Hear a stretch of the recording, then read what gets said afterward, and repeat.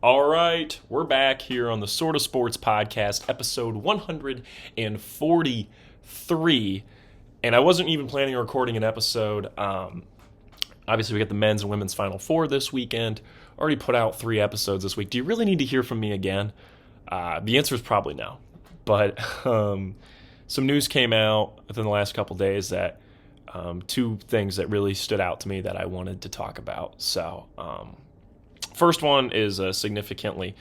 One piece is something I'm very excited for, and the other one, and I mean, for those of you that have followed me for a while and know what I'm into, and it's the Tarantino movie. Like, that's what I want to talk about.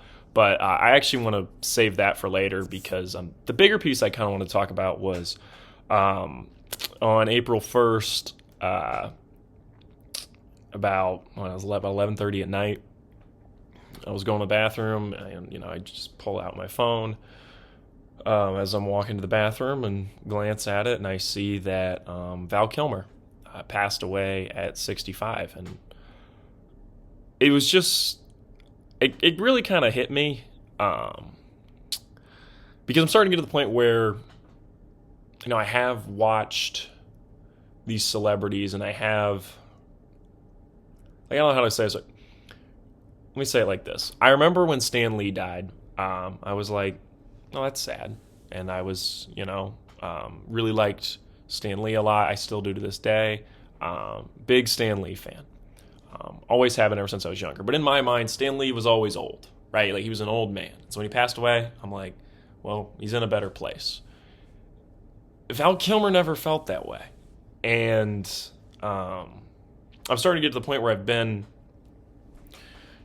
alive for long enough that there are these celebrities that, or people in real life too, that I've had long relationships as people in real life, or long parasocial relationships as far as these celebrities and people, and they're passing away, and it's not as much of a I don't know how to phrase this.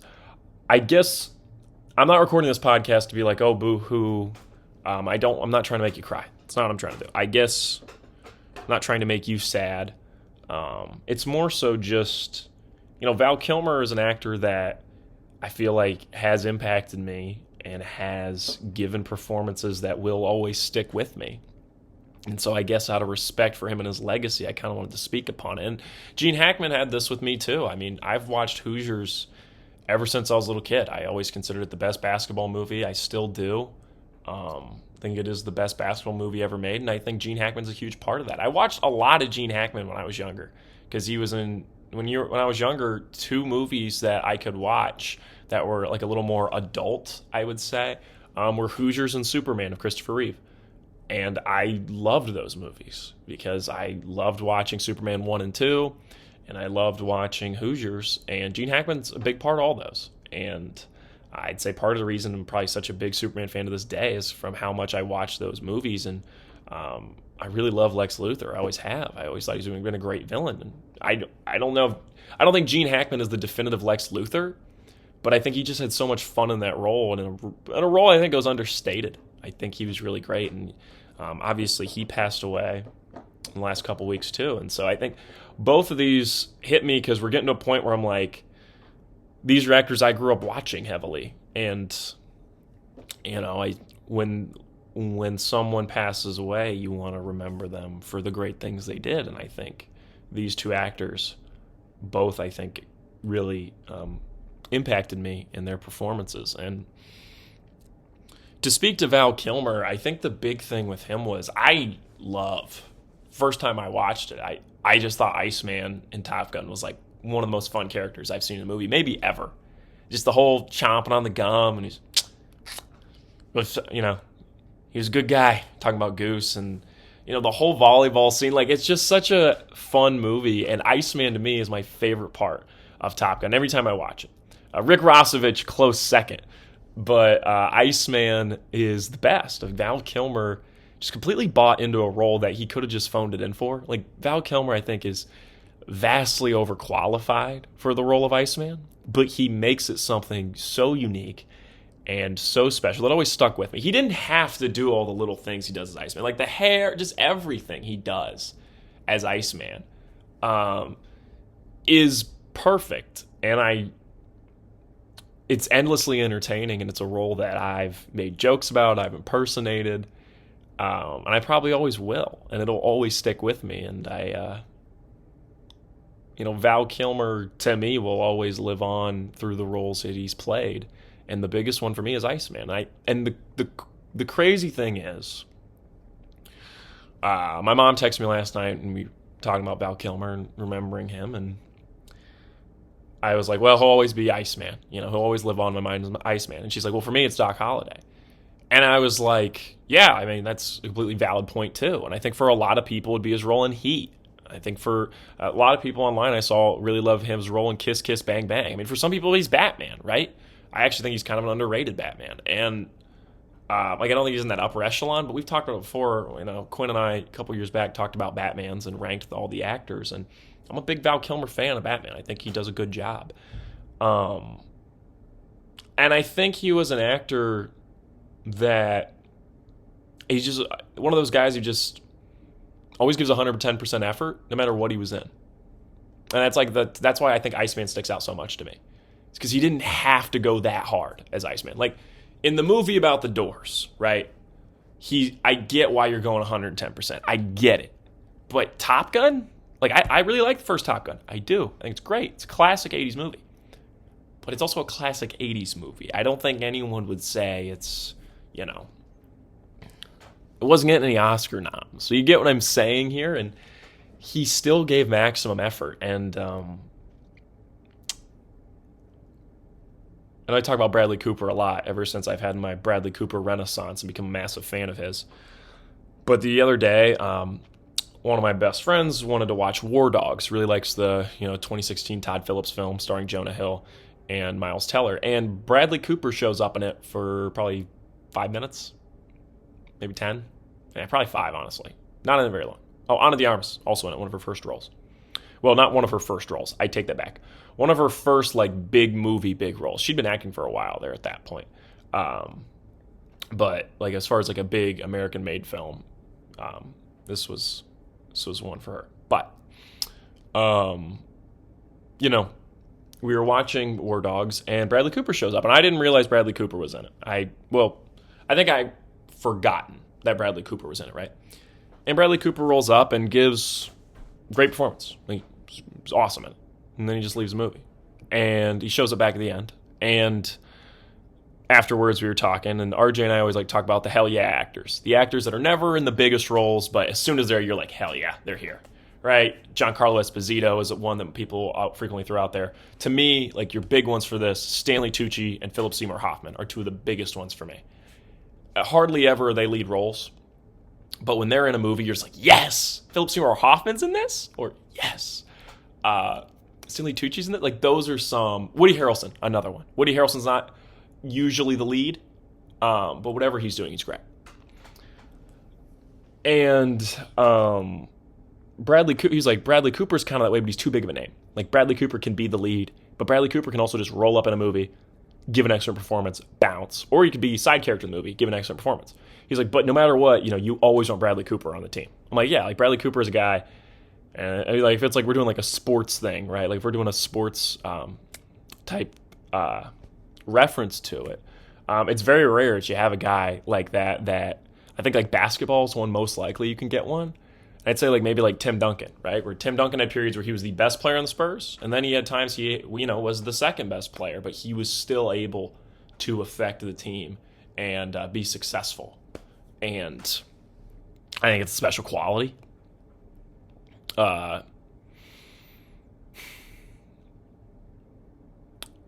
And Bradley Cooper definitely has that, and I would say Val Kilmer's a lot like that too. And I was thinking about it last night. I was like, Val Kilmer, was very much that way, where Val Kilmer could be the lead of a film, and you were 100% in, and Val Kilmer could roll up, be a side character, and you're 100% in. Val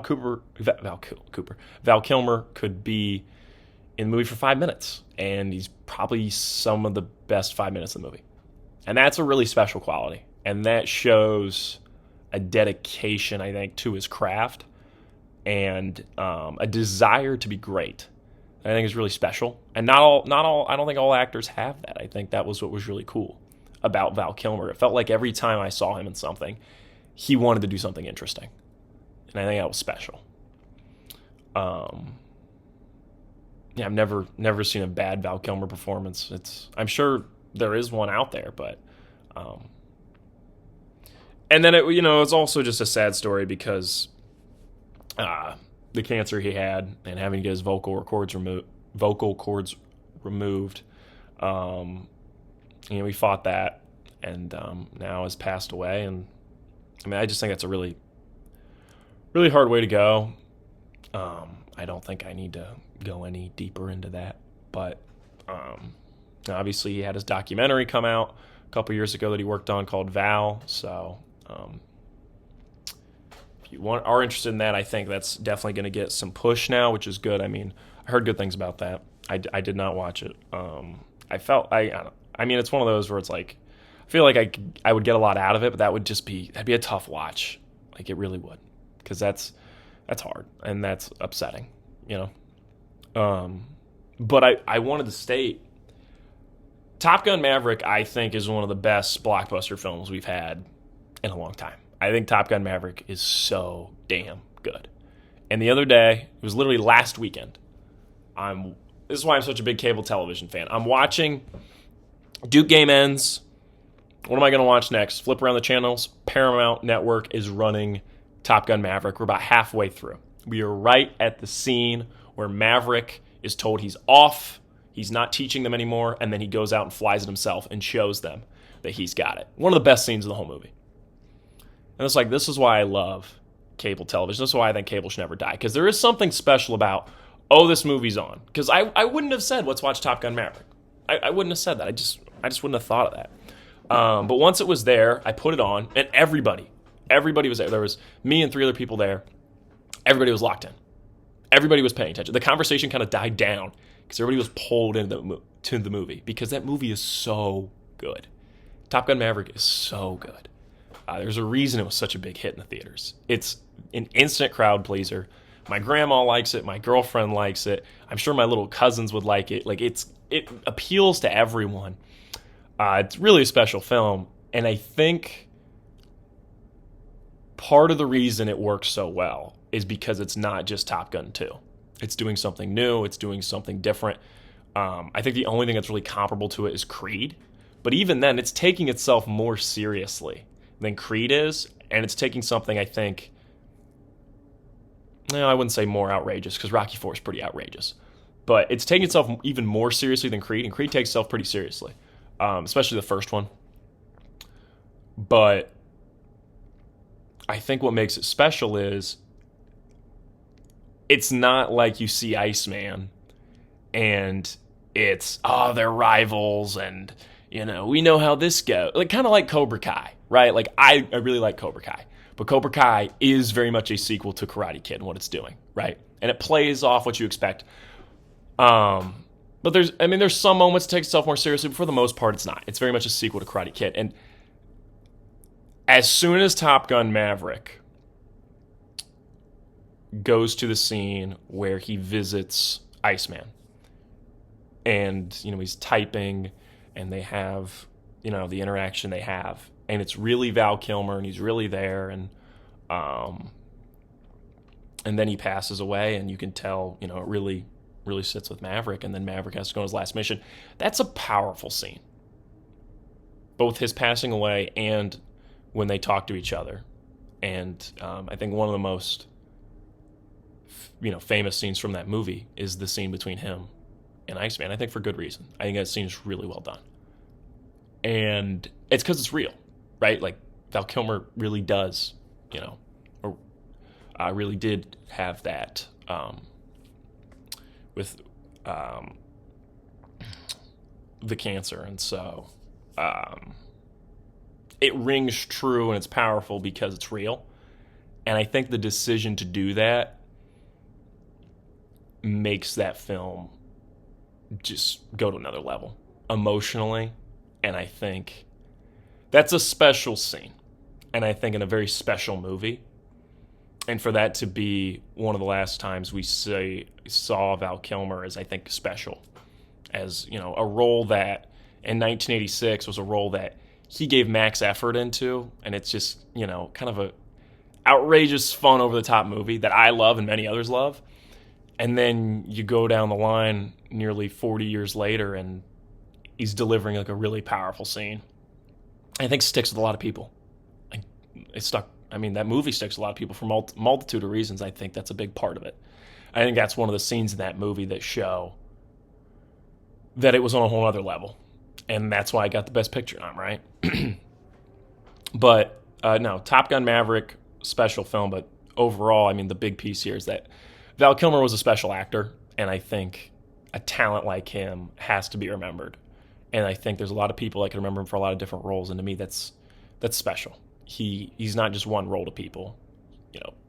He's not just Batman. He's not just Iceman. He was a lot to a lot of people. And I think he's an actor that really will have a lasting legacy. And I also, I didn't talk about Gene Hackman when it happened, but I mean, like I said, Hackman is. I just remember when I was younger, I really liked Gene Hackman, and I thought he was just good in everything to me, because at the time I was probably only watching about 30 different movies on rotation, and 3 of them had Gene Hackman in them, and Superman 1, 2, and Hoosiers. And I didn't realize this guy was like the biggest movie star of the 70s. I didn't know that. I just thought Hoosiers is awesome. That's my coach.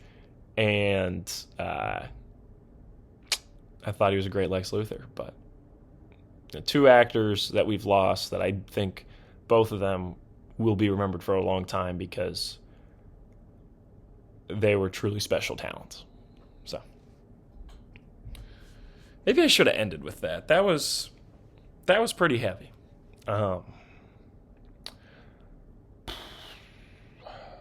Okay.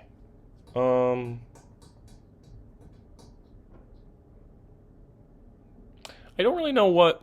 Well, like I said, I don't always feel this strongly. But I think that the Val Kilmer one stuck with me just because, I mean, he's 65. It's not really that old.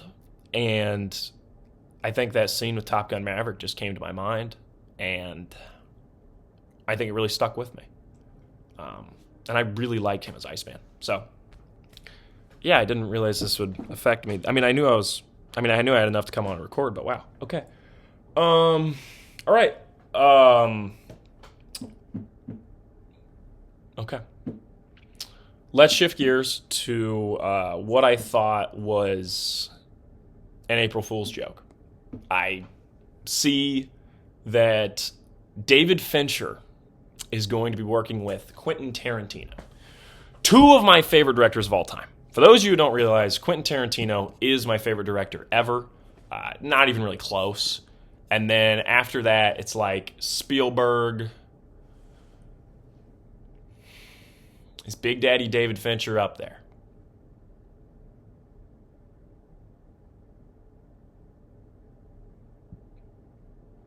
I'd say probably. But I think it's probably most likely Tarantino, Nolan, Spielberg, Finch. Probably the top 4. There was a period there I was watching a lot of PTA, was hoping he could get up there for me. Didn't like him as much. I like Scorsese a lot, don't get me wrong. But I think I've litigated this 4 times at this point. This might be the 5th or 6th time, but I'll say it again. What I've noticed is it feels like Fincher makes movies about good people in a world that's being corrupted. Fincher makes movies about good people being taken advantage of by a bad world, whereas Scorsese seems to make movies about an innocent world that's taken advantage of by bad people. And I know that sounds like Scorsese's are more hopeful, but it's actually not. I think the ending line of 7 is so accurate and indicative of Fincher's entire filmography, which is, and Morgan Freeman says, the world is a fine place and worth fighting for. I agree with the second part. I think it's the exact quote. And I think if you look at all the movies Fincher's made, they are that. He doesn't really make a lot of movies about evil people. Even in Gone Girl, I think he goes to lengths to try to show you that they're not at their core evil people. Maybe she is, right? Maybe Rosamund Pike is. But I think he's really trying to show you that no, like she was made to be this way. I think that's really what he's trying to show us. Same thing with the killer, right? He's not inherently a bad guy. He was made to be this way. And I think that's what Fincher is fascinated by. Like, what makes bad people do bad things? Or what makes good people that should be good people, do bad things? I think Fincher is fascinated by this. Scorsese is more into, these are bad people, look how they ruin our world. Now, granted, I haven't seen every Scorsese movie. I haven't even seen Goodfellas. Now, don't click off the podcast yet. I just haven't gotten it. I know. It's Goodfellas is in a weird spot for me because it's like Goodfellas and Casino are at the point where it's like so hyped up that I just honestly don't have a ton of desire to see it because I think The Departed is his best movie, and I think it'd be very hard for something to top that. And I already know a lot of the big beats of Goodfellas because like it's talked about so much. So like I'll get to it eventually. It would be very hard, I think, for Goodfellas to reach the expectation people have put it on because people put it on such a pedestal. And should I hold it against the film? Possibly not. But I will also say, I don't think I love Scorsese's movies instantly. Like, I think he is very capable of making movies for me to love, but I don't think it's like, oh, it's a Scorsese movie, boom, there's guaranteed I'm going to like it. There are certain Scorsese movies that I feel like, oh, I'm in. Like, the new one with The Rock, I'm in. Like, I could not be more excited for that. That is for me. The Departed is so for me. I love The Departed.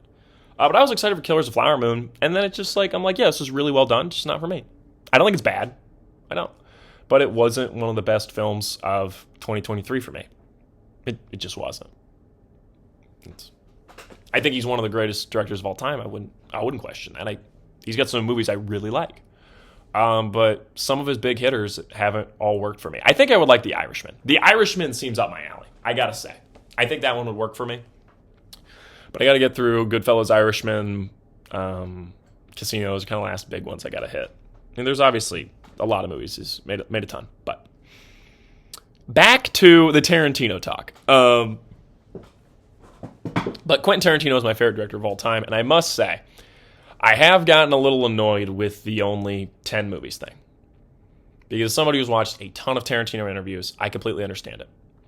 He is obsessed with the idea of these are the Quentin Tarantino films, and it's kind of like one big tapestry that's been weaved. And they're a set, and they all have pieces that feed into each other. They all make a greater vision, right? I think he's very, he really loves that idea of, like, this is the Quentin Tarantino film collection. And this is where it starts, this is where it ends. This is it. This is the definitive look. And I can really respect that. Like, I can respect that he wants to make, and he's already cheated, I know, and made Kill Bill count as one, but whatever, I'm fine with that. I'm saying I can completely respect that. I can respect the thought of, I want to have a definitive filmography that has a beginning and an end. That's cool. But I will also say, one of the greatest filmmakers of all time, and easily my favorite filmmaker ever, I think it would be different if he clearly only had 10 movies in the tank. But he is so creative and someone that is just consistently given us some of the most original films. And for that guy to be the one who says, oh, I'm done at 10, I just find so frustrating. Because it would be different if it was like,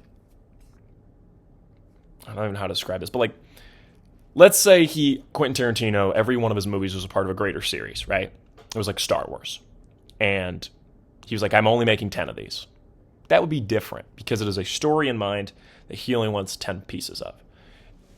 I just get a little frustrated because it's very clear, it's been clear for a little bit now, that the reason we haven't gotten the 10th movie yet is because it has to be his last one. And so now the expectation is so great because if he has an idea for a movie, he's like, well, I'd love to make that.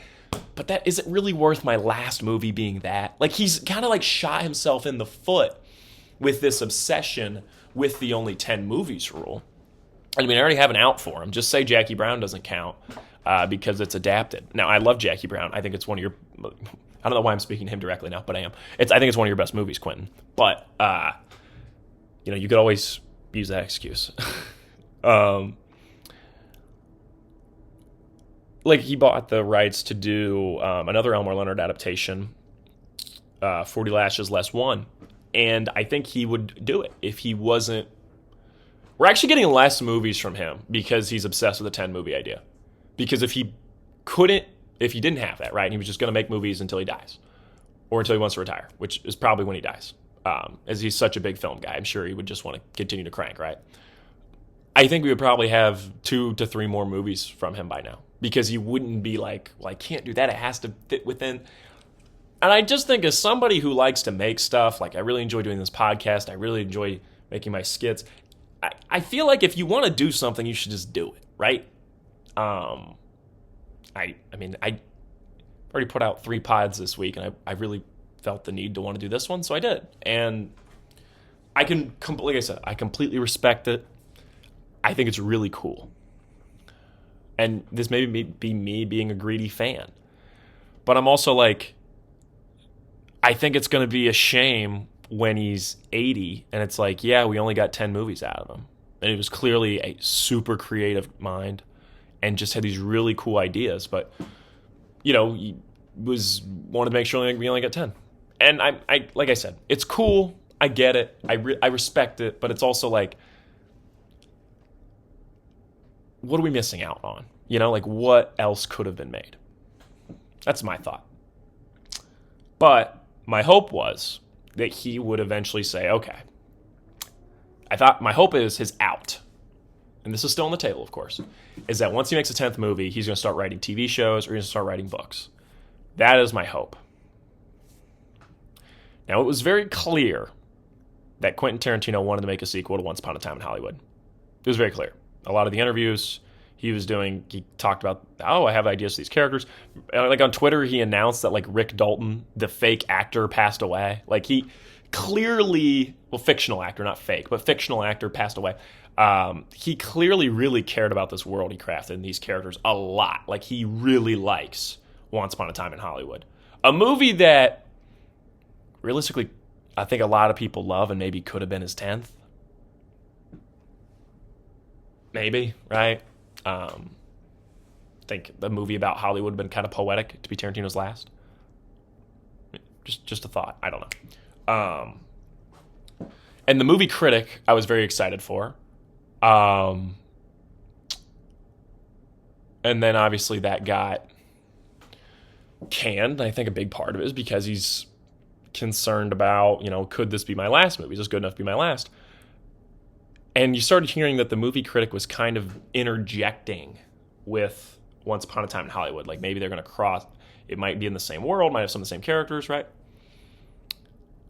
And then we get the report that we are getting a sequel to Once Upon a Time in Hollywood that Quentin Tarantino will not direct.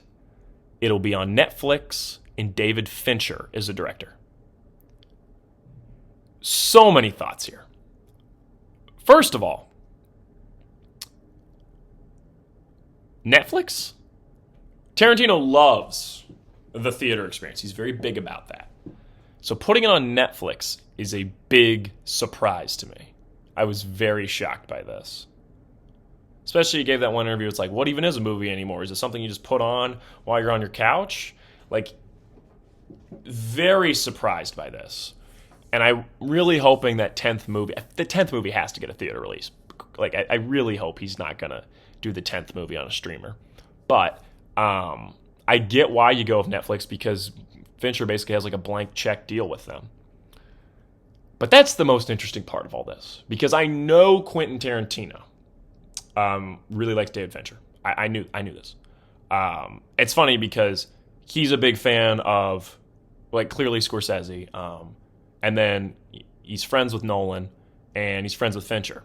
And so, the two of the directors I really, really like, Fincher and Nolan, are friends with Tarantino, which is just kind of funny. But I've talked before, I love David Fincher, but he's basically the antithesis of Quentin Tarantino. He is super precise, he's super exact. What feels real, what feels what feels like the most real thing that can happen, what looks real, what is exactly, how short of a movie can I make this? How can I do this the most efficiently? Like, Fincher to me is like, I don't want to say like this just because this makes it sound like it's not a compliment, but it is. Fincher is like an Excel sheet genius making a movie. Everything is super exact. Everything is super precise. It's like not even an Excel sheet. It's not even like kind of. I think he's like a he's like a film like astrophysicist. I don't know how to explain it other than that. Like, he is so precise and smart with what he's doing.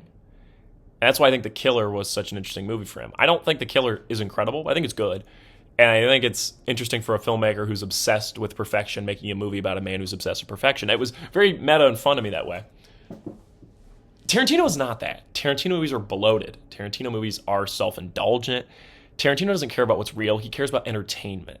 That's what I've always liked about Tarantino movies. I know people get on the violence, but to me, I've always felt like the reason I'm more comfortable with violence in Tarantino movies than I are with most movies is because it never... Okay, I'm going to use Scorsese as an example, and this is why I think I'm not as big of a Scorsese guy as I am Tarantino, is because... And Paul Thomas Anderson does this too. We'll bring up Boogie Nights. In Boogie Nights, there's a clear shift in the film where Paul Thomas Anderson basically looks at you and says, now how terrible is this? Look at the evil things happening here. Scorsese does the same thing. He eventually looks at you and the viewer and says, look at the evil in this world. Right? Tarantino will depict evil to you. He will show you bad things. But he never turns the camera and asks you why this happens or how, I don't know how to say, how you feel about it. He's just here to entertain you. And that maybe somebody could read this and say that I'm being shallow, right? I'm not reading enough into what Tarantino's trying to say. But if you look at his films, I think that's the case. Because there is no point in Pulp Fiction where he turns the camera and goes, you see, Jules really isn't that good of a guy. No, he never does that. Never. He has no interest in doing that. And I don't know, to me, I think that's what makes him... I mean, there's never a point where he goes, Vincent Vega's a bad guy, isn't he? He never turns the camera at you and tries to say that. There's never a point in Pulp Fiction where you can completely be lost with Vincent Vega. There's never a point in Vincent where you lose that you like Vincent Vega. He never wants to do that to you because he's here to entertain you. He wants you to love his characters the way he does. And yeah, he has villains. He does. But he's never like, I don't even know how to explain it other than like, they're bad guys in the way of like an Indiana Jones bad guy, in my opinion. There's evil in the world, but there's never a question or a study of it. It's just, this is how things are, and let's watch it be vanquished. In Inglourious Bastards, atrocities are obviously happening from the Nazi Party. Tarantino has no interest in indulging in that, and even really talking about that much. That opening scene is super intense, and it establishes Hans Landa as the most evil villain in Tarantino film history. And then what does he do from there? He makes an entire movie to destroy that man and the Nazi Party. Because that's what Tarantino wants to do. He doesn't want you to walk out of the theater and go, oh, wow, that was heavy, that was upsetting. No, he doesn't want to do that to you. He wants you to go, hell yeah, burn Nazis, burn. That's how he wants it to be. And I really enjoy that. It is a kind of comic booky fun that I think is what makes his movies so unique. And that's why Django Unchained, once again, the same thing. Early on, And a little bit, we get intercut. We see, obviously, the terrible things that are being done by the slave owners. And then he makes an entire movie where you'd be like, hell yeah, get him. And you watch Django completely dismantle him. And he pokes fun at them. He pokes fun at the bad guys. He loves doing that. He loves doing that. And that's what I really enjoy. And Elmore Leonard's very similar. A lot of similarity in styles there. Fincher doesn't do this. Fight Club is basically nothing but, hey, look at the evil in this world. Look how this affects people. That's basically the entirety of Fight Club. 7 is also this way. 7 is the opposite of a Tarantino ending. The bad guy basically wins. So we are taking a director that is basically the antithesis of what Tarantino likes to do and saying, hey, make a sequel to my movie. I could not be more interested. Because, now full disclosure, guys, big Tarantino guy here, I haven't watched Once Upon a Time in Hollywood. I know. I'm going to get my movie fan card revoked. I've been admitting too much today. I just don't want to. I don't want to be a poser. I'm just trying to be honest.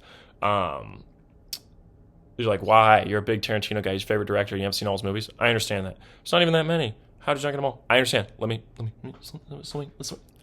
Can I say something? Thank you. Sorry, it was very rude, but I really gotta say this.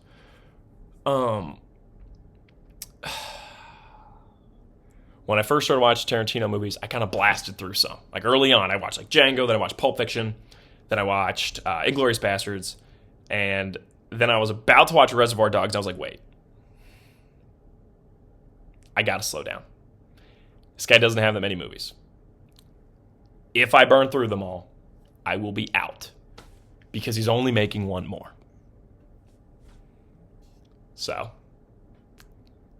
in 2022, when I first discovered how much I love Tarantino movies, I watched Django, Pulp Fiction, Inglourious Basterds. In 2023, I watched Jackie Brown, I watched Reservoir Dogs. In 2024, I watched Death Proof. I rewatched some of the ones I've already seen, but I'm saying as far as a first-time watch. I have both Kill Bills left, Hateful Eight, and Once Upon a Time in Hollywood. After that, I've seen his entire filmography. I've been waiting because I know I'm only getting one more. I think I'm going to watch Once Upon a Time in Hollywood last. That feels correct. But now I do have a deadline because when this movie comes out, I'll have to have seen his entire filmography before. And yes, I've seen True Romance. I don't really have a lot of interest in watching Natural Born Killers, but yes, I watched True Romance too. True Romance is 2024. So I've basically been on a 2 movies a year pace, but I have 4 left. So maybe this year I watch both Kill Bills. Next year I watch Hateful Eight, and then Once Upon a Time in Hollywood, and then 2027 is probably when this movie will come out. So maybe it's gonna line up perfect. But I've really been slowly taking them in. But it's just, what's so interesting to me is, are we getting, because I feel like on paper, what we are expecting is a Quentin Tarantino movie that is directed by David Fincher. And what does that look like? And you're like, what do you mean when you say that? To me, listen, I'm saying a Quentin Tarantino movie directed by David Fincher is very different than a David Fincher movie written by Quentin Tarantino. Does that make sense? David Fincher has never wrote his scripts. That is not what he does. This is another reason why him and Tarantino couldn't be any different. Tarantino writes all his scripts. He's only done one thing that's adapted, and even then, he still wrote the screenplay. Fincher doesn't write his own scripts. But Fincher has a distinct style. That's why he's so interesting. He's managed to make a distinct style, even though he doesn't write any of his own scripts. He's very good about selecting his scripts. So Fincher is either going to have to change and fit the Tarantino style for a movie Tarantino wrote, or is Fincher going to is Tarantino going to write a Fincher style film? I feel like we're most likely getting a Tarantino movie directed by Fincher. But how interesting would it be if Tarantino wrote a Fincher movie? Now, what I'm hoping is that we get a nice in-between, where it's very clear that this isn't just Fincher putting on a Tarantino mask and directing like him. It's a Fincher movie, but we've Tarantino'd it up. And that will be so incredibly interesting. And that makes me hope that maybe that's the future. Tarantino is a writer, and he works with the best directors in Hollywood. And maybe we get a Nolan-directed Tarantino script. This opens a whole new door that I didn't even see coming. And so maybe that is the future. And we get one last Tarantino movie that he writes and directs, and then from there on, he writes television series and movies, or maybe just movies. I think he could have a lot of fun with TV. But he's obviously got a big enough name that he could get whatever streaming service will offer him money to make him something. And whatever he writes, I'll be tuning in for. So incredibly excited for this. I am just so incredibly intrigued with what it's going to be. As far as plot, like I said, I haven't even watched Once Upon a Time in Hollywood. I know. But that is it from me. If you listen to all 4 podcasts that came out this week, I really, really appreciate it, because no one is forcing you to do that. So thank you. That is it from me. I will see you all in the next episode with Quinn to talk about all the national championship stuff and the Final Fours. So that'll be fun. And then pretty soon we're going to have NBA playoff predictions. Then we're getting to NFL draft time. We're in a great part of the year right now. A lot of good stuff. That is it from me. I think I've said that now 3 times. So let's just be done.